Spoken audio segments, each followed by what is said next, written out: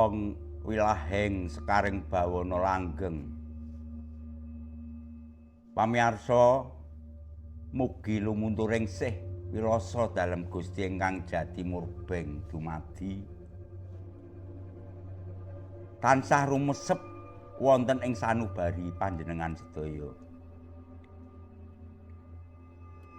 Para pamirsa ingkang sinuba ing pakurmatan wonten ing madyaning medal punika,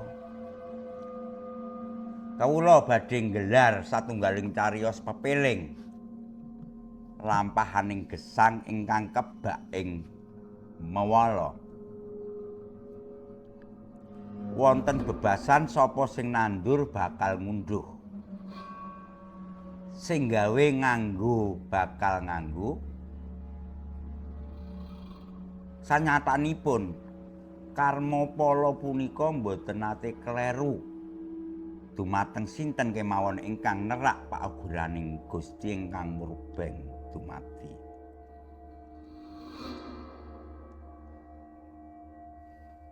Cariyos punika nggambaraken lampahanipun Pak Broto, satunggaling paraga ingkang nate lungguh ing kursi panguwaos ingkang saged ngatur proyek,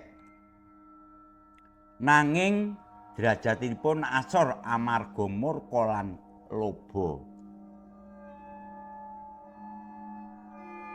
Bondo donya ingkang dipun kumpulaken saking tangisipun tiyang alit jebul malih dadi geni dahana ingkang ngrusak jiwa raga ngantos dumugi trah turunipun.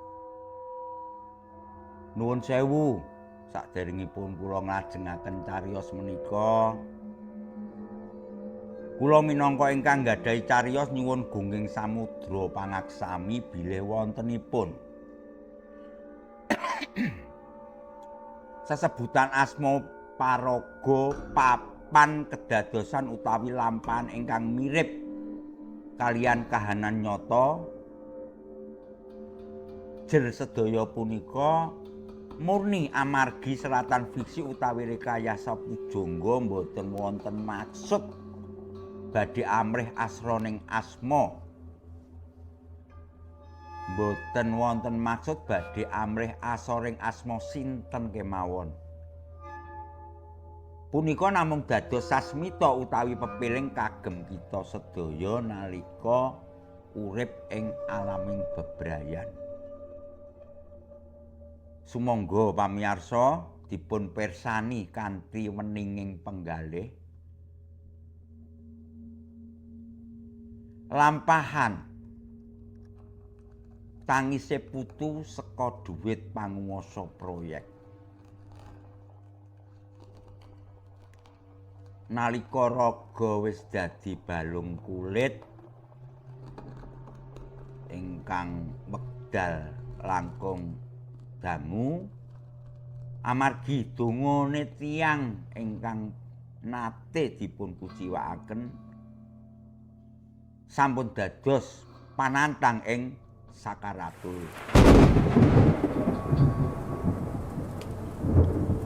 Para pamirsa ing sawijining rumah sakit gedhe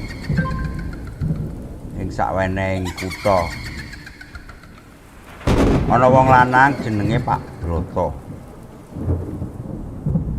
Pak Broto kuwi pejabat sing kondang sok wasa ing babagan proyek.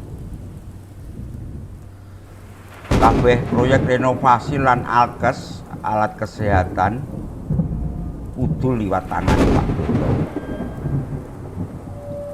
Sapa wae sing pengen oleh proyek kudu setor upeti. Duit sing kudune kena nggo ngapiki bangunan malah dipangan dhewe kanggo seneng-seneng. Nanging wong sing jengene ning donya ora ana sing langgeng. Bener pituture simbah-simbah kae. Ora ana sing langgeng ing donya iki. Sapa nandur bakal ngunduh. ngunduh kabecikan bakal ngunduh kabecikan, sewalike nandur kesombongan sok kuwasa bakal entuk piwales sing sak murwat.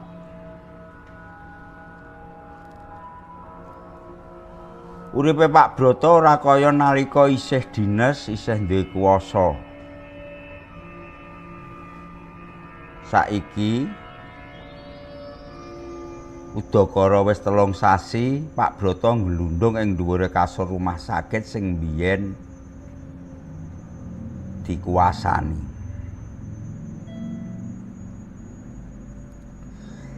Wengi iku kahanan rumah sakit krasa beda. Ambune dudu ganda karbol maneh, nanging ganda kembang mawar bosok.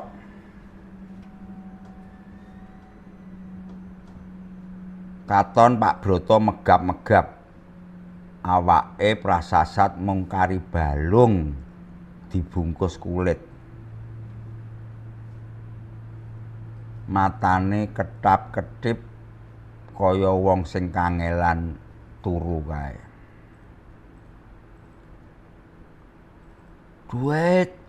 Duit kunci. Suarane Pak Broto serak kaya ana krikil sing ganjel ning tenggorokane. Putrane sing asma Adit lungguh ing pojok kamar rumah sakit kanthi polatan rai sing kesel, semune malah campur emosi. Duit apa maneh, Pak?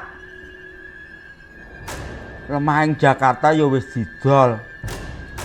Mobil mewah ya wis ludes kabeh mung kanggo mbayar rumah sakit iki.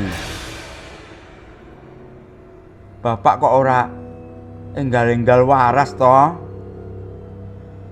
Kurang ajar kowe, Dit. Aku iki bapakmu. Pak Broto nyoba bengok nanging malah dadi watuk getih. Watuke makambal-kambal mbarengi metune getih. Nalika samono dumadakan lampu kamar sing dipanggoni Pak Broto opnam murup mati. Ing pojok ruangan ana bayangan ireng gedhe sing mripate abang branang.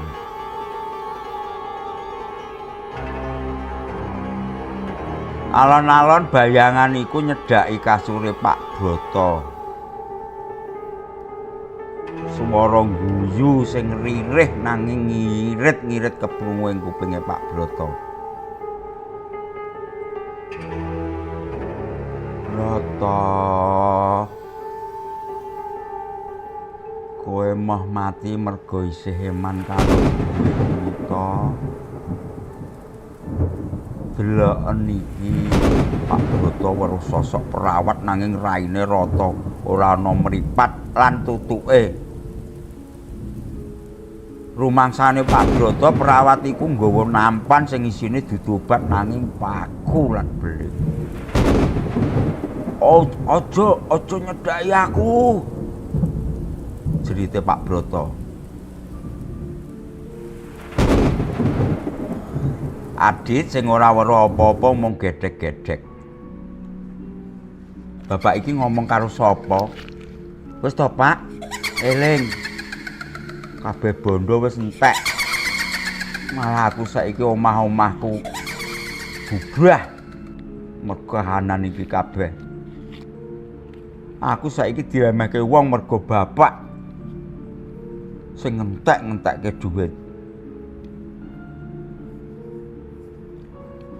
Ing kahanan sakaratul maut sing suwe banget krasa kaya disiksa, Pak Broto weruh kabeh tumindake biyen nalika dadi panguwasa sing nata sing ngatur proyek gawean ing rumah sakit panggonane mergawe.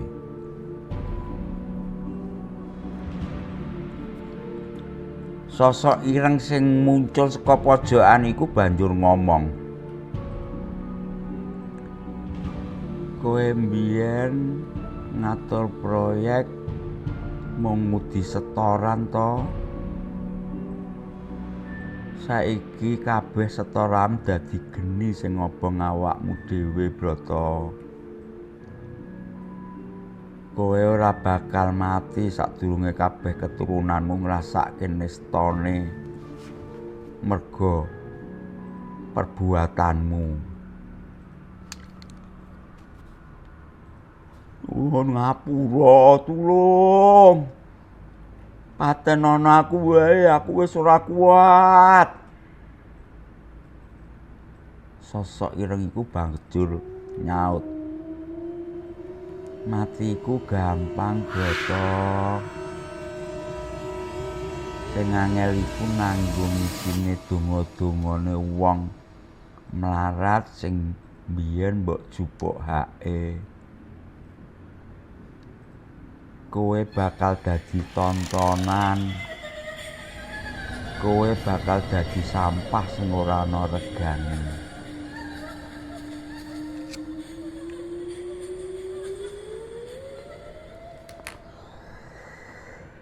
Iya pancen setahun kepungkur bandane Pak Brata wis babar blas ludes. Omah gedene sing dibangun magrong-magrong sidane disitabang. Malah Adit, anake Pak Brata saiki dadi kuli panggul sing asring dadi guyonane kanca-kancane amarga bapake sing mantan penguasa proyek saiki wis dadi mayit urip ing bangsal kelas 3 ing rumah sakit panggonane mergawe biyen. Pak Brata wis sauntara suwe lara nemen. Malah saperangi awake katon ana koreng sithik mboko sithik. Saben bengi dheweke njerit-njerit amarga weruh memedi proyek sing nagih janji. Merangguli kahanan sing kaya ngono iku wong-wong sing liwat lan nyawang mung bisa ngelus dodo. Wong-wong sing biyen nyuwun welas asih gawean ning Pak Brata ngelus dodo. Jalaran wong sing biyen iku sombong saiki dadi asor. Luwih asor tinimbang elek-eleke wong.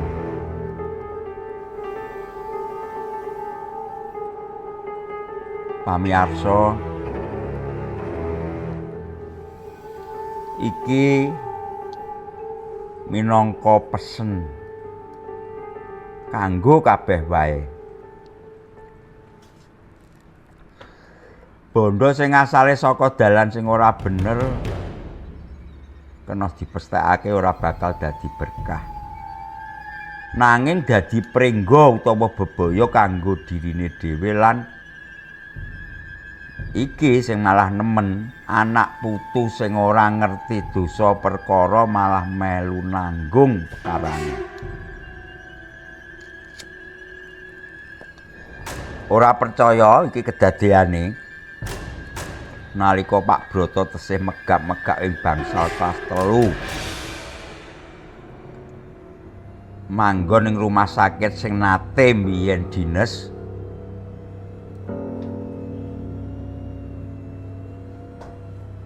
Kaya-kaya awake sangsaya entek. Nanging siksaane ingkang saknyatane dudu mung amarga ragane sing wis sangsaya entek kari balung karo kulit, nanging amarga dheweke diparingi tetinggalan dening makhluk ireng sing marani ning nggone ruang perawatane babagan nasib lan anak putune Pak Brata.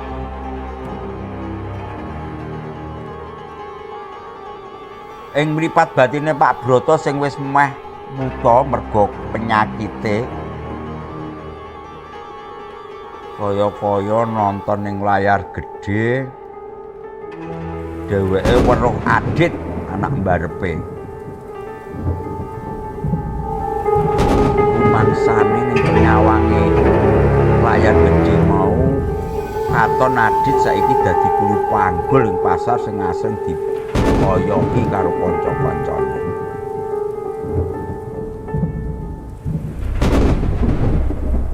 Ameh saben dina Adit ngresah.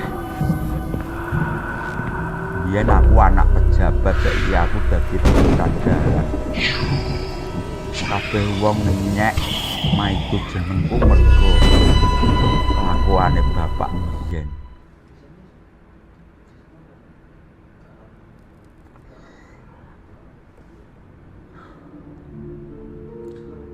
Nalika nedeng-nedengi ngalamun karo ngresah alon dumadakan ana tilas kanca bisnise Pak Broto sing biyen asring nyetori upeti liwat nganggo mobil mewah, mobil sing paling weton anyar, nyempatake mandeg banjur celuluk lho. Iki ra anake Broto si panguwasa proyek biyen to. Deloken saiki dadi deloki ora kaya wong rasakno. Duwite bapakmu sing carane entuk krana ngalalke kabeh cara saiki dadi kualatmu, Dit. Krungu aloke kanca bisnis Pak Broto mau ya bapake mau, Adit mung bisa ndingkluk. Nanging mbuh saka ndi saka parane Adit rumangsa menawa ing mburine ana sosok bayangan iring sing tansah ngetutke dheweke. Rumah tangga sing wis ancur saiki dadi duda. Karepe ngono Adit ya arep mbangun bebrayan meneh. Nanging mbuh merga walak apa saben Adit arep omah-omah meneh, hubungane mesti bubar kanthi cara sing ngeri.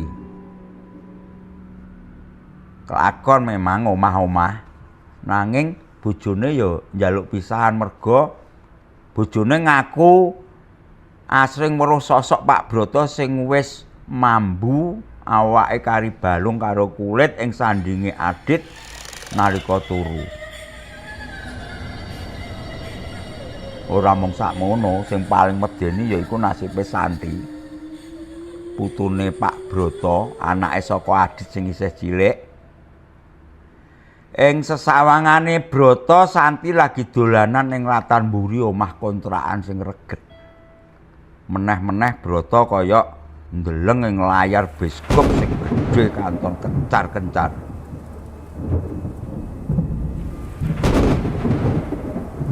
Santi disawang, nanging Santi banjur celuluk, "Bapak, ana simbah ning kene nanging mripate metu ulere, Bapak."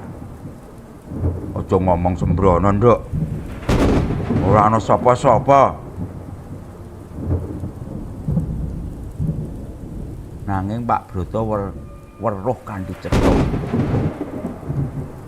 Menawa urip sing biyen dipun jupuk saking duit proyek ing rumah sakit panggonane kerja saiki didagih saka kesehatane putune. Santi asring lara-laranen aneh sing dokter ora bisa nambani. Awake Santi dadi kuru persis kaya kahanane Pak Broto saiki. Ing kamar bangsal sing peteng wis ana 2 minggu Broto dirawat ing kono. Meneh-meneh sosok ireng mripat abang mau nyedhaki kupinge Broto sing wis kebak rereget. "Deloken Broto, Duit sing mbok kumpulake mbiyen saiki wis dadi geni sing rusak masa depane anak lan putumu. Kowe tetep arep diparingi lara ora bakal mari.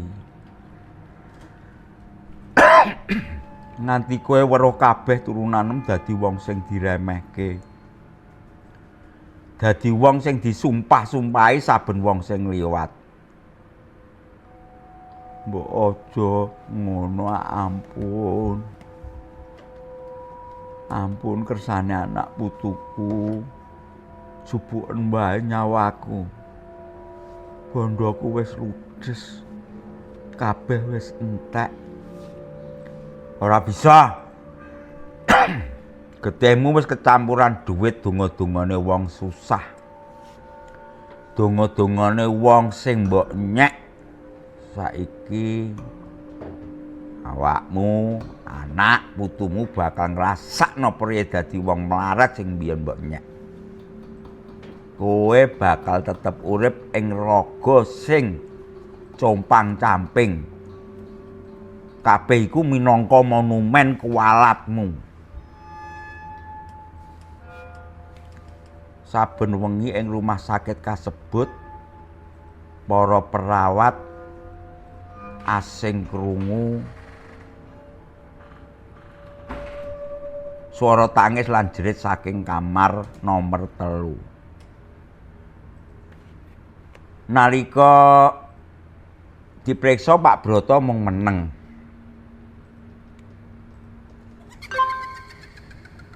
Mripate murep nanging nyawane isih ana.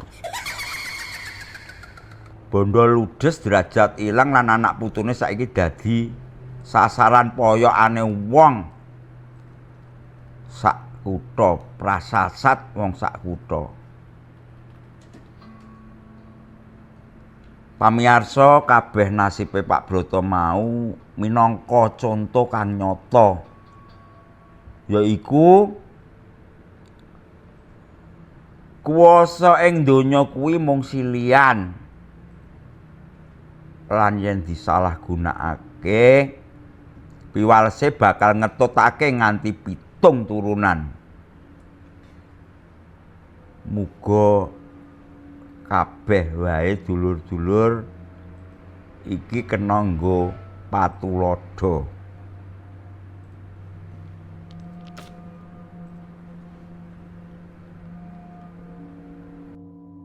Pamirsa mekaten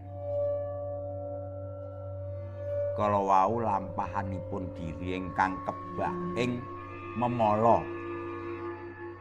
Sanyatenipun jagat alur lan jagat fana punika gadah paugeran ingkang boten saged dipun selaki. Sapa nandur bakal ngunduh. Punika sanes dudu mung kembang lambe nanging sumpahing jagat saking Sang Hyang Toya.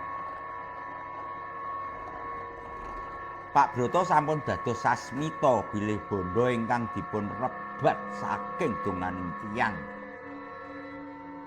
Melarat mboten badhe dados berkah.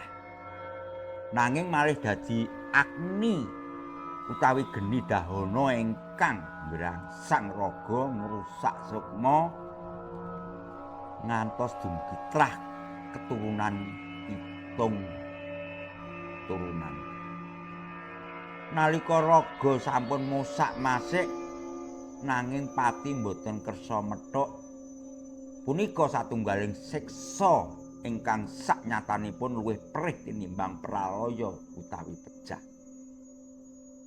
Pamirsa, mugi lampahan fiksi punika saged dados pepiling kagem kita sedaya.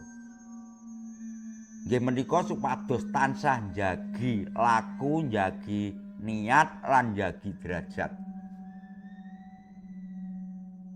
Sampun ngantos kita dadi tumbal saking kamurkan kita piyambak ingkang tundhonipun naming badhe damel tangisipun anak putu ing madyaning peteng lelimengan. Wusana ing akiring cariyos kula nyuwun gunging pangaksami mbok bilih wonten tetembungan ingkang kirang meranani utawi wontenipun mempadering asma lan papan ingkang saged kemawon kleresan sami punika namung fiksi kagem panglipur nalar kagem patulodo.